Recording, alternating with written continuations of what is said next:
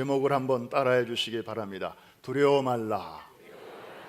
한 번 더, 두려워하지 말라. 우리말 표현에 도간에 든 쥐라는 표현이 있습니다. 꼼짝없이 죽었다, 이런 말이죠. 어떤 사람이 실험을 해보았습니다.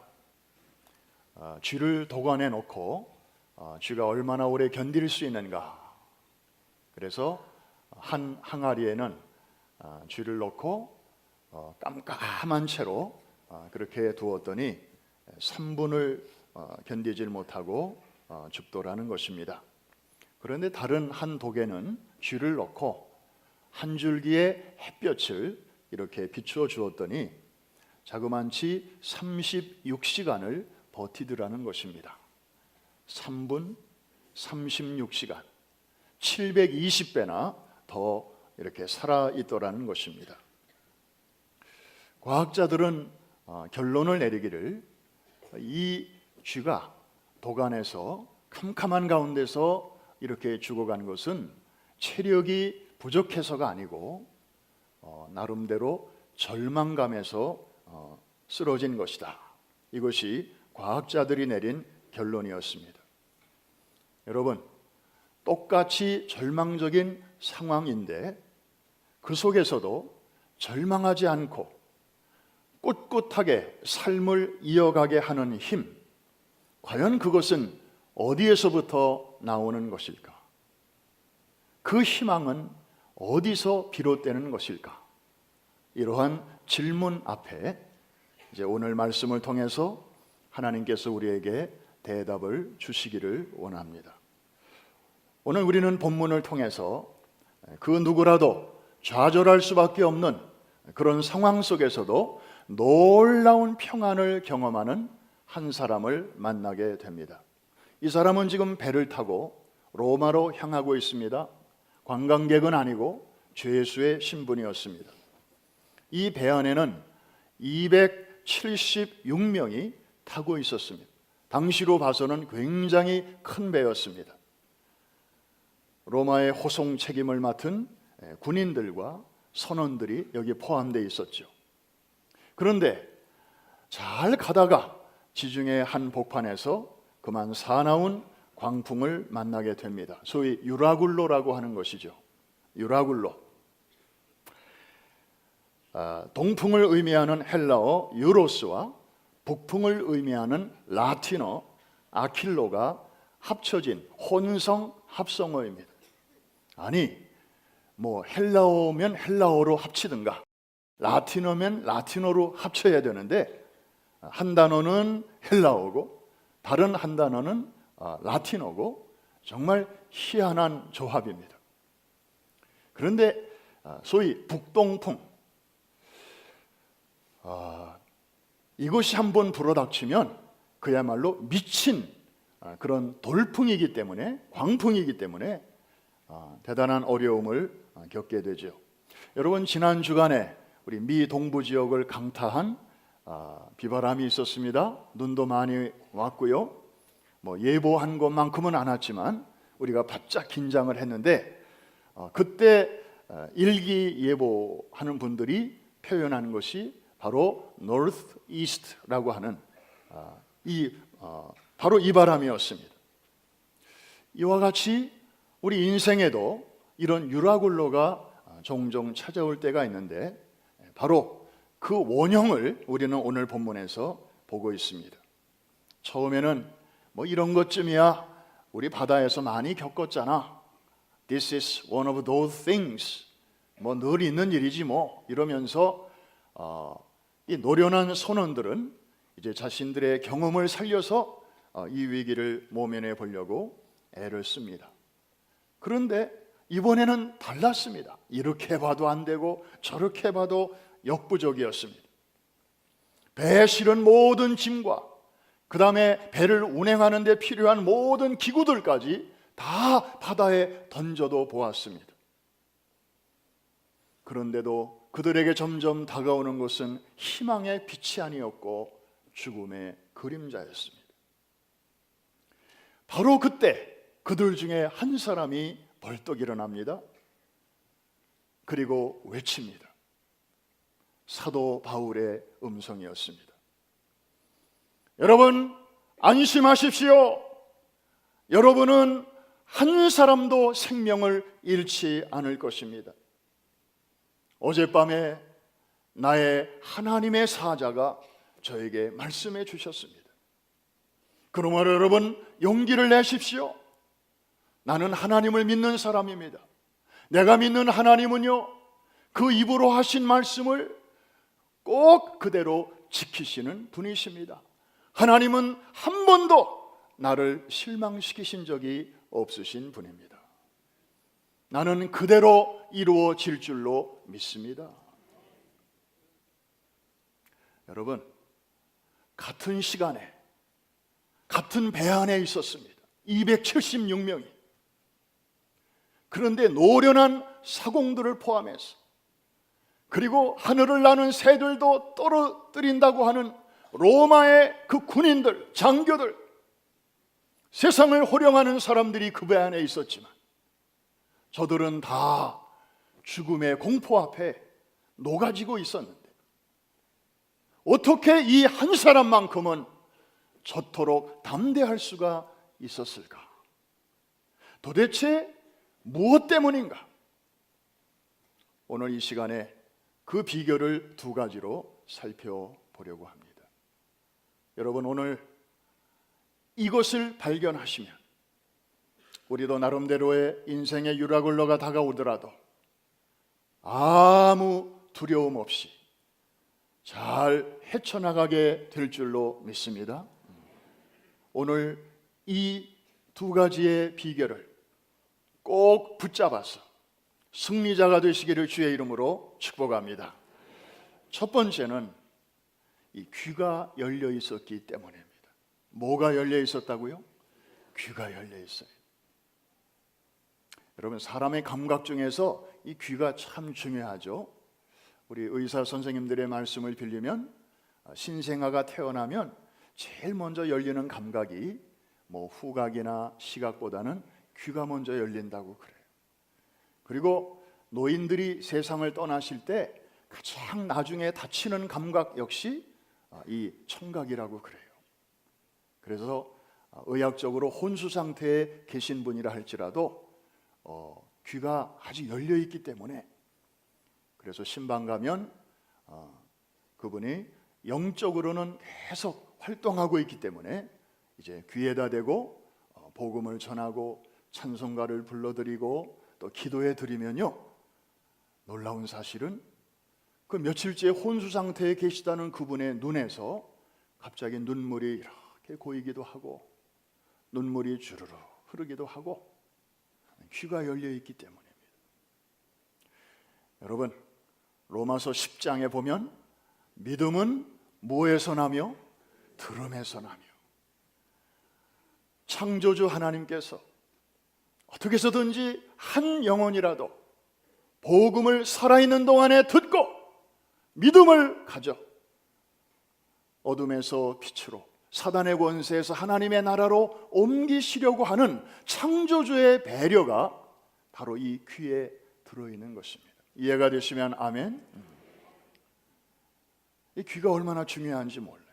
그런데 모든 사람이 이 귀를 가졌지만 세 종류의 귀가 있습니다. 하나는 육신의 귀입니다. 밖에서 오는 소리를 들을 수 있는 귀죠. 두 번째는 마음의 귀 혹은 양심의 귀가 있습니다. 내 안에서 양심이 외치는 소리를 들을 줄 알면 그 귀가 열려 있는 거죠. 대부분의 사람들이 이거 열려 있어요. 그런데 어떤 사람들은요, 그 양심의 소리도 못 듣는 사람들이 있어요. 소위 양심에 화인 맞은 사람들. 그래서 악한 일을 하고 정말 사람들에게 어마어마한 피해를 주면서도 그걸 느끼질 못하는 거예요. 범행 현장에 끌고 가서 재연해보라 그러면 그냥 덤덤하게 사람 죽이는 걸 그대로 이렇게 재현하는 사람들도 있어요.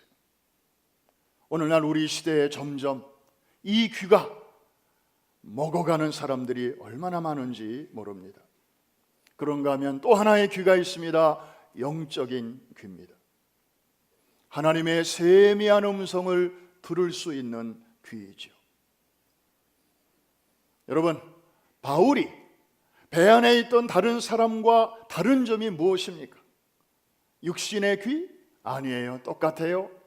바울도 사람이기 때문에 밤새도록 들리는 소리에 시달렸습니다. 파도 소리, 바람 소리, 그리고 파도가 배를 때리는 소리, 우르릉 쿵쾅하는 소리, 정말 이 죽음의 저승사자와 같은 그런 소리를 바울인들 왜 못 들었겠습니까? 다 들었습니다. 마음의 귀도 바울과 다른 사람이 다를 바가 없었습니다. 그런데 바울에게 열려있는 또 하나의 귀가 있었습니다. 이 귀는 아무에게나 열리는 게 아닙니다. 오직 하나님께서 이 땅에 보내주신 예수 그리스도, 길이요 진리요 생명 되신 그분을 모시어드린 그 자들에게 하나님께서는 그들을 자녀로 삼으시고 아버지와 자녀 사이에만 통하는 놀라운 영적인 핫라인, 이것이 바로 영적인 귀인 것입니다. 이 귀를 통해서 자녀들은 하나님께 자신의 사정을 올려드립니다.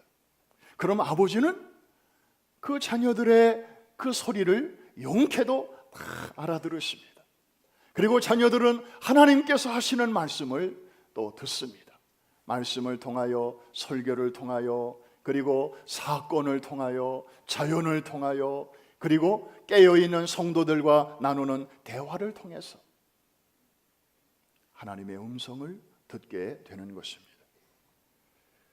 아주 오래전의 일입니다. 다음 날 새벽 기도에 늦지 않기 위해서 제가 자기 전에 알람을 틀어놓았습니다. 그때는 3개를 틀었습니다. 평소에는 하나만 켜는데, 그래서 하나는 머리맡에, 또 하나는 문간에, 또 하나는 창틀 위에, 머리맡에만 하나 이렇게 뒀다가 나도 모르게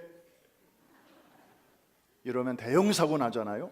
그래서 혹시 그럴 경우를 대비해서 문간에 놓으면 그 소리 시끄러워서 어쨌든 끌려면 일어나야 되니까 이렇게 해서 3중 안전장치를 해놨습니다. 그런데 새벽녘이 되었는데 뭔가 소리에 제가 소스라치게 놀라서 벌떡 일어났습니다. 제 초등학교 다니는 1학년짜리 아이가 제 문간 앞에 기대 서가지고 아빠, 아빠 하는 소리였습니다. 저 방에서 자는 아이가 왔으니 제가 깜짝 놀라가지고 야, 왜 그래? 무슨 일이 있어? 그러는 순간 제 귀에 알람 소리가 막 그제서야 들려오기 시작합니다. 근데 그때부터 울린 게 아니고 시계를 보니까 5분 전부터 울리고 있었어요. 그런데 제가 못 듣고 있었던 거예요. 그러니까 저 방에서 자던 애가 하루 알람이 아까부터 계속 울리니까 얘가 깨가지고 제 방으로 온 거였어요. 그러면서 문간에 기대서 가지고 아빠, 아빠 그러는데 그 작은 소리에 제게 소스라치게 놀라서 깬 것입니다.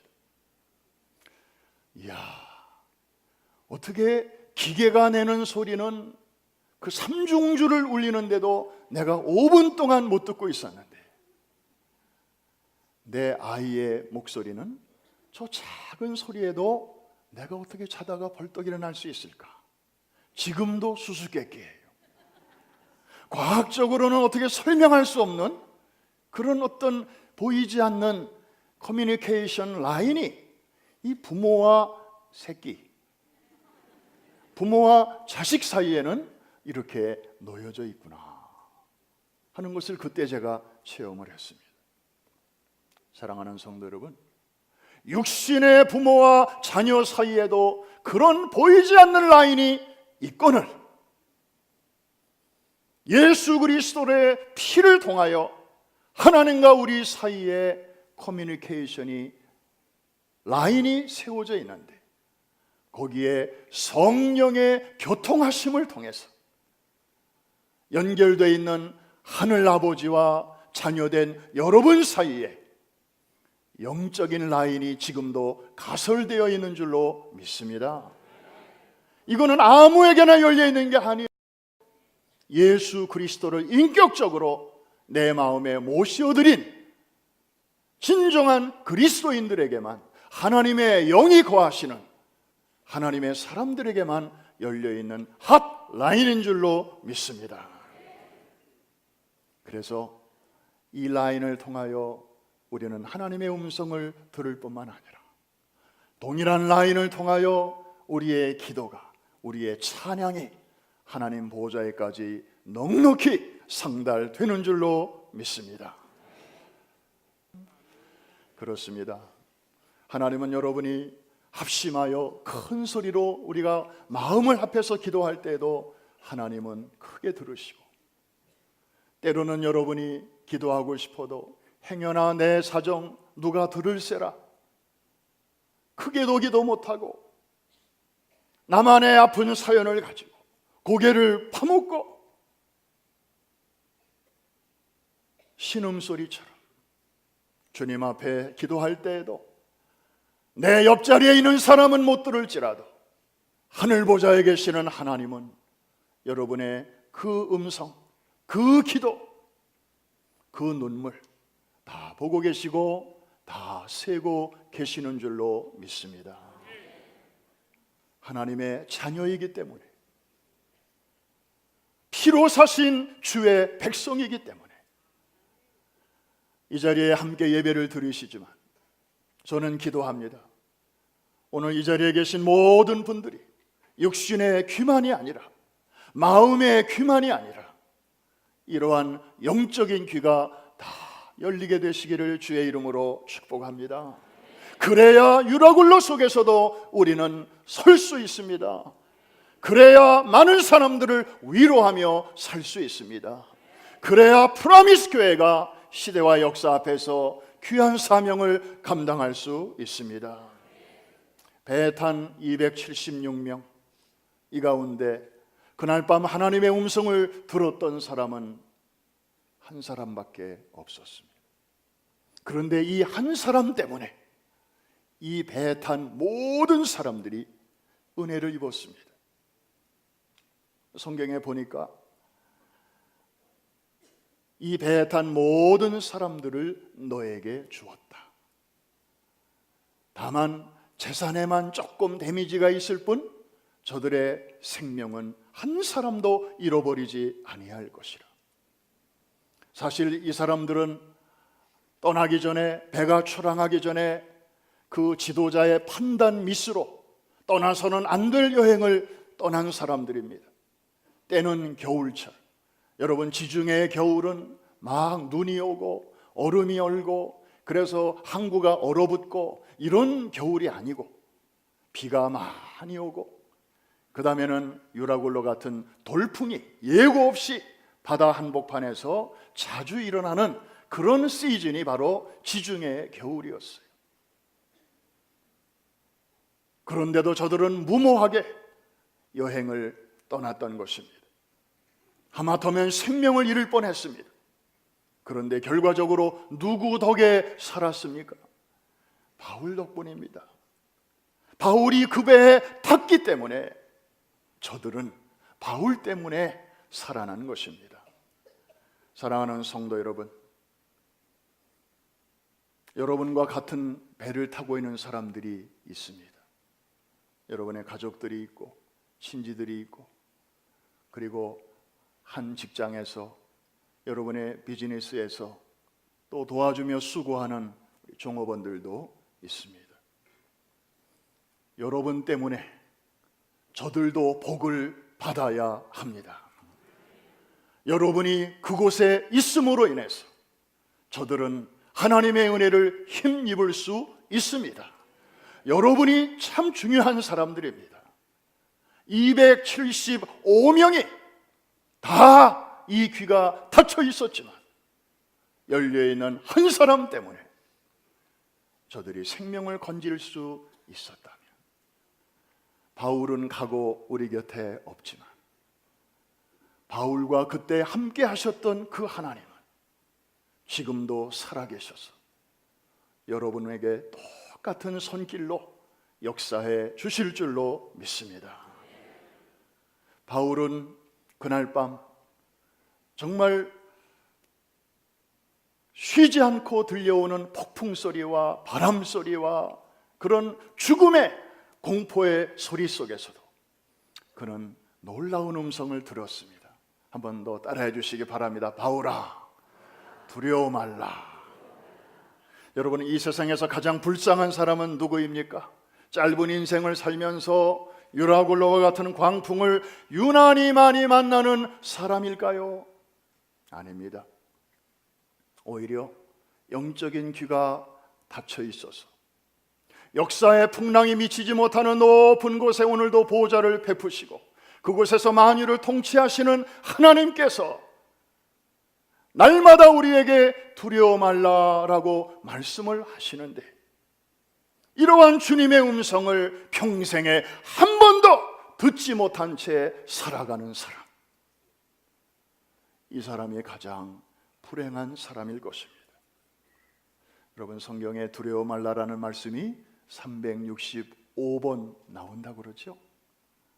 다시 세보니까 366번 나온다고 그래요. 그러면 everyday, 태양이 떠오를 때마다 하나님께서는 모든 인생들에게, 당신의 자녀들에게, 얘야 새날이 밝았단다, 그러나 두려워하지 마라, 내가 너와 함께 한다. 하나님은 날마다 우리에게 이렇게 말씀해주고 계신데, 사는 동안에 이 음성 한 번도 듣지 못하고 무덤으로 가야 하는 인생이 있다면 진실로 가련한 인생일 것입니다. 반면에 이 세상에서 가장 행복한 사람은 누구입니까? 사는 동안에 아무 어려움도 별로 겪지 않고 순탄하게 유라굴로 같은 광풍은 한 번도 만나지 않고 그렇게 살아온 사람이 아닙니다. 오히려 믿음의 여정 속에서 때로는 예기치 않은 사고도 만나고 사건도 만나고 딱지도 받고 벌금도 내고 남들이 당하는 거 우리도 같이 당하지만, 그러나 그런 유라굴로 속에서도 그때그때마다 열린 귀를 통하여 들려오는 하늘의 음성, 두려워 말라, 내가 너와 함께하면이라, 놀라지 말라, 나는 내 아버지 하나님이 됨이니라, 내가 너를 도와주리라, 내가 이번에도 너를 굳세게 하리라, 내가 나의 오른손으로 너를 도와주리라. 이러한 음성을 들을 수만 있다면 그 사람은 그 유라굴로 속에서도 함몰되지 않고 또 이기고 또 벗어나고 영적인 맷집이 길러지면서 하나님의 사람으로 단단하게 여물어지는 줄로 믿습니다. 귀가 열려 있었기 때문에 바울은 절망할 수밖에 없는 상황 속에서도 일어날 수 있었고, 절망 중에 있는 다른 사람들을 안돈시킬 수가 있었습니다. 이러한 성도, 이러한 교회 될 수 있기를 주의 이름으로 축원합니다. 또 하나의 비결이 있었습니다. 사명이 분명했기 때문이었습니다. 한번 따라해 주시기 바랍니다. 사명이 확실한 사람. 하나님은 원래 사울이었던 이 바울을 다메섹 도상에서 부르실 때 분명한 인생의 계획을 갖고 계셨습니다. 유대인이지만 이방인을 위한 사도로 그를 쓰시겠다는 것이었습니다. 그래서 그가 사역을 하는 가운데 하나님께서는 그에게 2차적인 꿈과 비전을 또 주셨어요.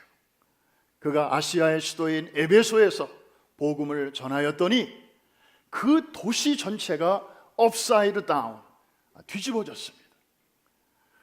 우상을 다 파괴하고 집에 있던 점성술 책자들을 거리로 다 갖고 나와서 불태우고 완전히 성시화가 이루어지는 것을 보면서 바울은 이제 거룩한 꿈을 거기서 새로 갖게 되었습니다. 이야, 이 에베소라는 도시가 이렇게 복음의 능력 앞에 무너지는 걸 보니 이제 이 복음을 세계의 수도인 로마로 가지고 가야 되겠구나. 그리고 거기서 가장 영향력이 큰 이 시저 그리고 고위 관리들 앞에 이걸 전하면 이 세계 복음화가 빨리 이루어지겠구나. 바울은 그때부터 로마 선교를 꿈꾸게 되었습니다. 바울은 신이 난 것이죠. 그리고 하나님께서 그 꿈을 이렇게 어프로브 해주셨어요. 여러 차례 이렇게 인정해 주시고 격려해 주시고. 그래서 바울은 지금 예루살렘에서 붙들렸지만 거기서 죽지 아니하고 이제 시민권자임을 주장해서 나는 로마에 가서 재판을 받겠습니다 해서 지금 로마로 지금 가고 있는 길입니다. 그런데 이 바다 한복판에서 죽을 수밖에 없는 이 위기를 만난 것입니다. 네, 그날 밤 하나님의 사자가 바울에게 말씀하기를, 바울아 두려워 말라. 그 다음에 나오는 말씀이 중요합니다. 한번 따라해 주시기 바랍니다. 내가 가이사 앞에 서야 하리라. 시저 앞에 내가 서야 하리라. 이 말 속에는 너 로마까지 가야 돼. 너 여기서 안 죽어. 여기가 끝이 아니야. 너는 아직 가야 할 곳이 있잖아. 그리고 만나야 할 사람이 있잖아. 해야 할 일이 있잖아. 그런 모든 뜻이 담겨져 있는 말이 바로 이것입니다. 한 번 더 따라해 주실까요? 내가 가이사 앞에 서야 하리라. 놀라운 말입니다. 이렇게 황홀한 프라미스가 또 어디 있겠습니까? 바울이 지금 여기서 죽는다는 말이 아니죠. 여기서 산다는 거죠. 죽어서 가이사 앞에 선다는 말이 아니죠. 살아서 선다는 거죠. 하나님의 놀라운 안전 보장이 여기에 들어있는 것입니다. 바울아, 너도 솔직히 두렵지? 그러나 내 말을 잘 들어봐. 지금 이 상황이 사람들의 눈에는 끝인 것처럼 보이지만 너에 대한 나의 계획은 아직 아니야. 아직 끝나지 않았어. 내가 너를 통해서 할 일이 아직 남아있어. 너는 로마에 가야 되고 가이사 앞에 서야 되고 그 일을 마치기 전에는 그 누구도 그 무엇도 내 생명에 손대지 못하도록 내가 책임진다. 그러니 두려워하지 마라. 사랑하는 성도 여러분, 하나님은 이 세상에 태어나는 모든 인생들을 향한 크고 놀라운 계획을 갖고 계신 줄로 믿으시면 아멘. 심지어 부모가 생각 없이 계획 없이 태어난 아이라 할지라도 하나님은 그런 아이를 향한 놀라운 계획을 갖고 계신 줄로 믿습니다.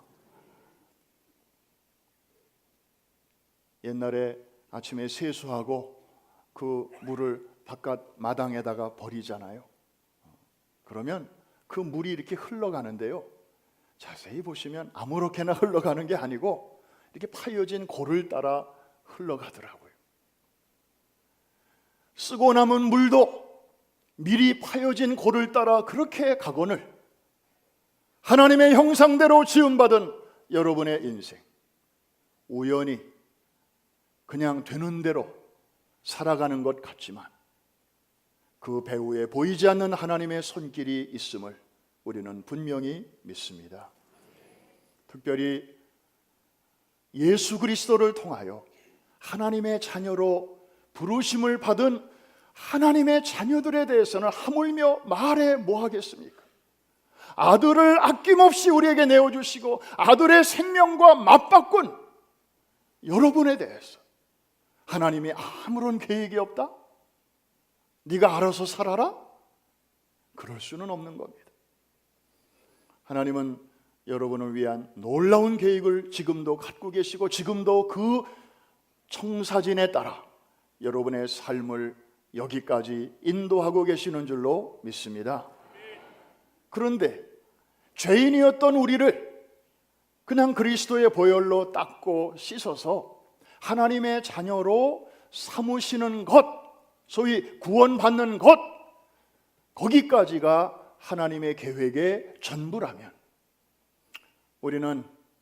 우리가 예수님 받아들인 그날 밤으로 이 세상 떠나 천국에 가야 됩니다. 갔어야 됩니다.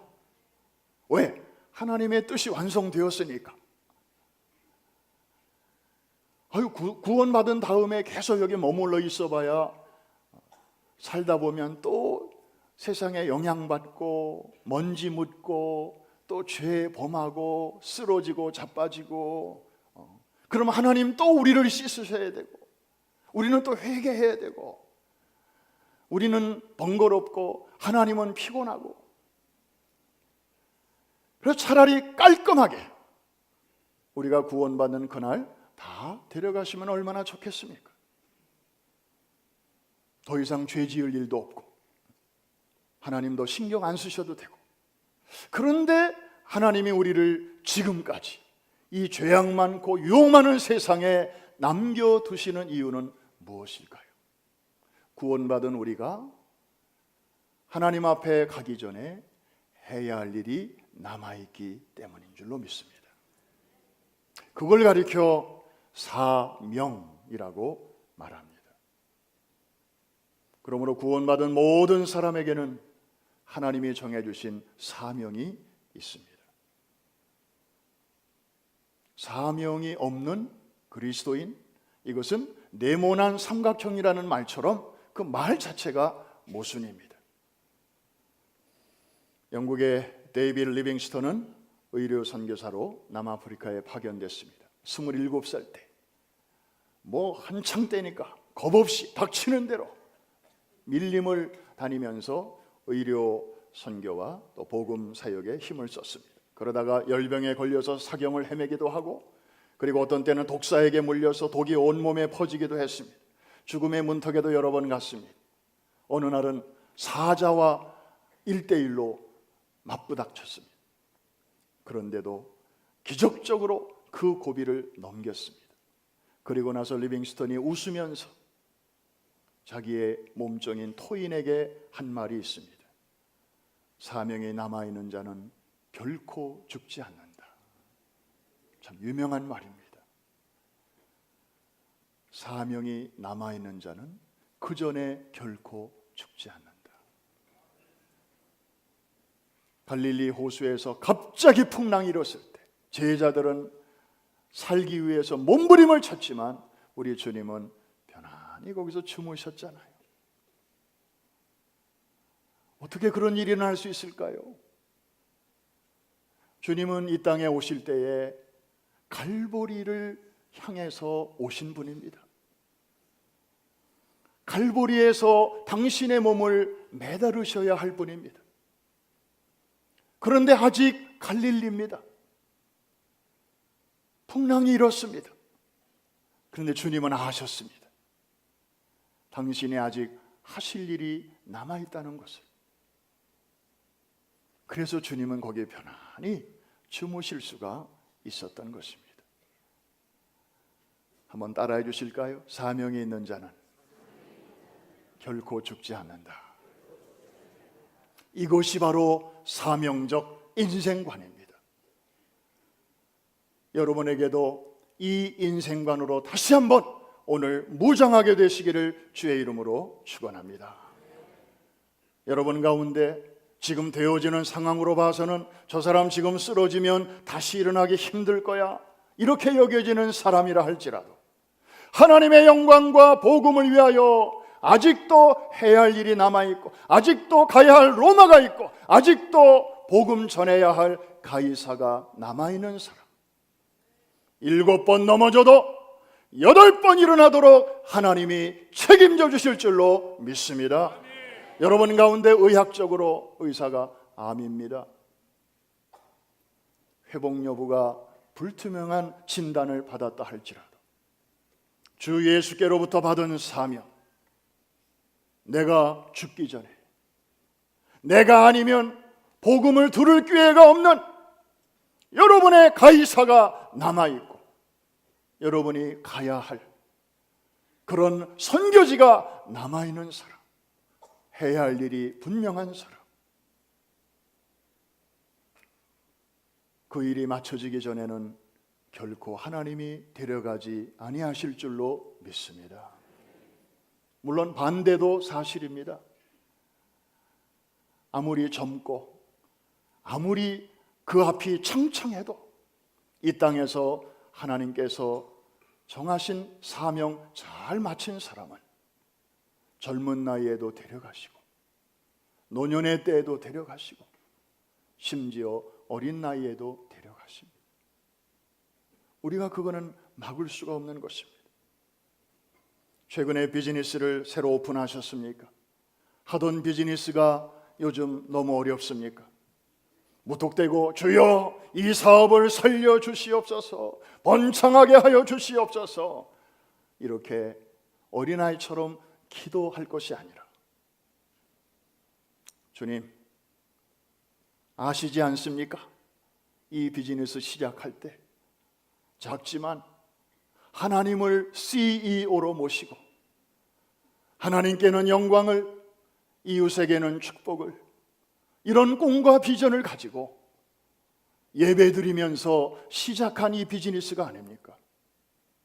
다 어렵다고 하지만 하나님께도 불경기가 있습니까?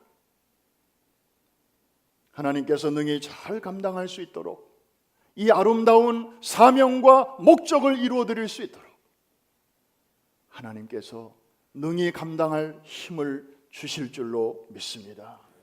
그러면서 가게 문을 열 때에도 믿음으로 열고 또 가게 문을 닫을 때에도 감사함으로 닫고, 이런 사람의 비즈니스를 어찌 하나님이 모른 척 하실 수가 있겠습니까? 성경에 약속한 대로 은혜의 강변에 심기어진 나무는 가뭄의 날에도 잎사귀가 마르지 아니하고 시절을 쫓아 아름다운 실과를 맺는 것처럼, 그런 하나님의 은혜로 붙잡아 주시고 일으켜 주시고 마침내 영광을 받으실 줄로 믿습니다. 말씀을 마칩니다. 이런 말이 있습니다. 두려움이 노크하길래 믿음이 나가보았더니 아무도 없더라. 성경에 나오는 말은 아닙니다. 근데 아주 통쾌한 말입니다. 한 번 더 할까요? 뭐라고 그랬어요? 두려움이 노크하길래 누가 나가보았더니, 믿음이 나가보았더니 아무도 없더라. 누가 있는 줄 알았는데. 인생의 유라굴로 개인에게도 언제든지 올 수 있고 민족에게도 올 수 있습니다. 어떤 면에서 지금 두고 온 조국 대한민국은 유라굴로, 그 한복판으로 들어가는 것 같습니다. 내일이 보이지 않고 정말 예측이 어려운 그런 상황이지만 우리 대한민국 이 3월의 강한 비바람에 흔들릴 수는 있지만 우리 주님께서 우리 민족의 선한 목자가 되어주시고 여러분이 기도하고 계시고 한국교회가 지금 깨어나고 있고 성도들의 눈물과 순교의 피가 여전히 땅에서 하늘로 호소하고 있는 이상 북한이 핵장난하지 못하도록 하나님께서 열방을 통하여 막아주시고 시대와 역사 앞에서 선교 한국 귀한 사명 잘 감당할 수 있도록 지켜주실 줄로 믿습니다. 기도합니다.